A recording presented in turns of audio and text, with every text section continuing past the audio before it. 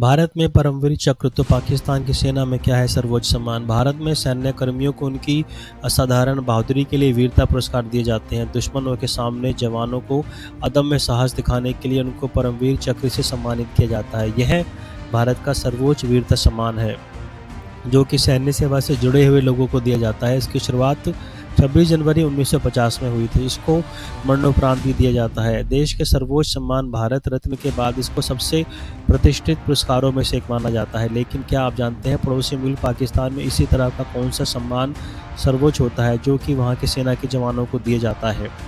पाकिस्तान में क्या है सेना का सर्वोच्च सम्मान।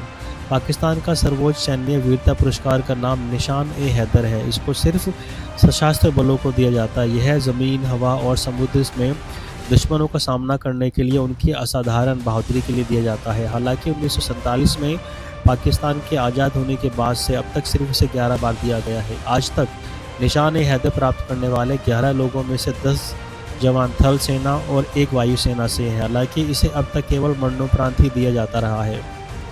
जब एक समय पर पाकिस्तान के सेना प्रमुख से पूछा गया कि इसे केवल मरणोपरांत ही क्यों दिया जाता है तो उन्होंने कथित तौर पर जवाब दिया कि अगर यह किसी जीवित व्यक्ति को दिया जाता है तो वह भविष्य में अपमानजनक आचरण में शामिल हो सकता है जिससे पुरस्कार का अपमान हो सकता है।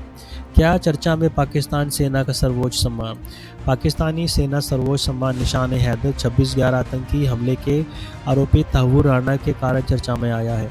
आतंकी हमले के आरोपी तहव्वुर राना चाहता था कि इस हमले को अंजाम देने वाले लश्कर-ए-तैयबा के आतंकियों को निशान-ए-हैदर से सम्मानित किया जाए।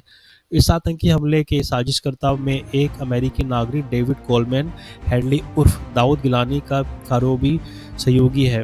अमेरिकी न्याय विभाग ने इन दोनों की बातचीत का कुछ हिस्सा जारी किया है। इसके मुताबिक राणा ने हेडली से कहा था कि भारतीय इसके लायक थे।